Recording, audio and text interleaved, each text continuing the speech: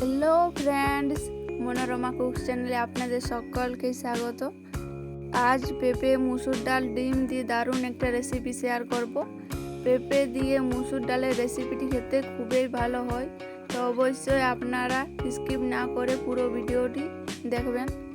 আর চ্যানেলে নতুন এসে থাকলে চ্যানেলটি সাবস্ক্রাইব করে পাশে থাকবেন।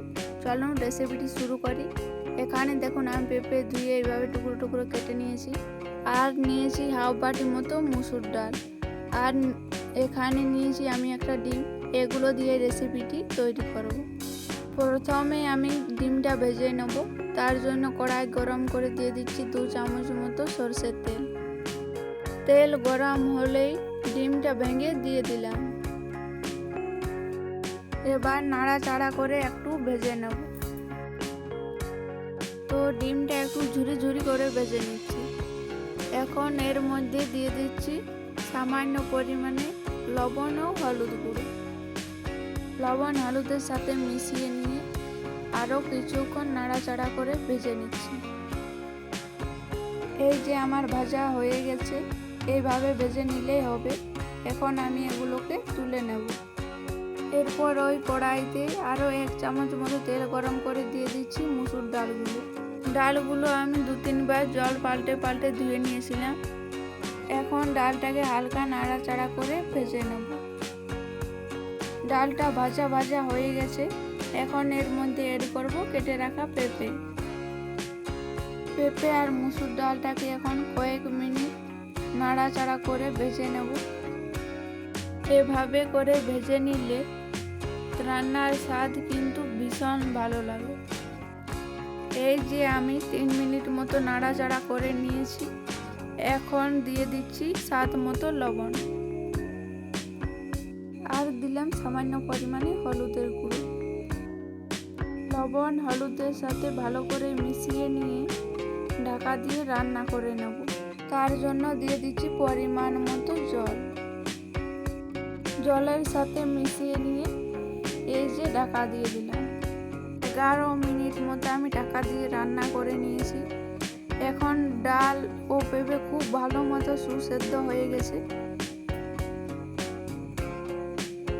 এখন এগুলোকেও একটা অন্য পাত্রে তুলে নিচ্ছি। কড়াইতে আরও 2-3 চামচ মতো তেল গরম করে দিয়ে দিচ্ছি একটা লাল শুকনো লঙ্কা ও হাফ চা চামচ মতো গোটা জিরে। ফোড়ন কয়েক সেকেন্ড নাড়াচাড়া করে দিয়ে দিচ্ছি একটা বড় সাইজের কোচানো পেঁয়াজটাকেও কয়েক মিনিট সময় নিয়ে ব্রাউন কালার করে ভেজে নিতে হবে। বেশি কড়া করে ভাজার প্রয়োজন নেই। এই যে দেখুন আমি পেঁয়াজ ভেজে নিয়েছি। এখন এর মধ্যে দিয়ে দিলাম আদা রসুন বাটা। আপনারা চাইলে আদা রসুন কুচি করে বা থেতো করেও দিতে পারেন। আদা রসুন কয়েক সেকেন্ড ভালো মতো নাড়াচাড়া করে দিয়ে দিচ্ছি বাটা মশলা। এটাতে জিরে, ধনে ও শুকনো লাল লঙ্কা বাটা আছে, আর দিলাম সামান্য পরিমাণে হলুদ গুঁড়ো। এখন মশলাকে খুব ভালো মতো নাড়াচাড়া করে ভেজে নিতে হবে। 1 মিনিট সময় নিয়ে আমি মশলা ভেজে নিয়েছি। এখন দিয়ে দিচ্ছি একটা টমেটো পেস্ট করে। টমেটোটাকে হালকা নাড়াচাড়া করে ভেজে নিচ্ছি যাতে টমেটো কাঁচা গন্ধটা চলে যায়। টমেটোটা ভাজা হলে দিয়ে দিচ্ছি টমেটোর বাটি ধুয়ে সামান্য পরিমাণে জল। এখন এর মধ্যে দিয়ে দেব সিদ্ধ করে রাখা ডাল ও পেঁপে। এবার মশলার সাথে সমস্ত কিছুকে ভালোভাবে নাড়াচাড়া করে মিশিয়ে নিচ্ছি। মেশানো হয়ে গেলে এর মধ্যে অ্যাড করে দিচ্ছি হাফ চা চামচ মতো গরম মশলা, আর দিলাম 2টো চেরানো কাঁচা লঙ্কা, আর আগে থেকে যে ডিমটা ভেজে রেখেছিলাম সেটাও এর মধ্যে দিয়ে দিলাম। এখন সব কিছুকে আবার ভালোভাবে নাড়াচাড়া করে মিশিয়ে নিতে হবে।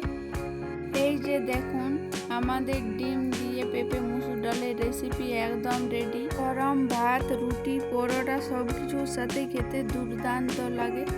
আপনারা অবশ্যই একবার বাড়িতে ট্রাই করে দেখবেন। আশা করছি আজকের আমার এই রেসিপি আপনাদের ভালো লাগবে। আর আমার চ্যানেল এখনও সাবস্ক্রাইব না করা রইল।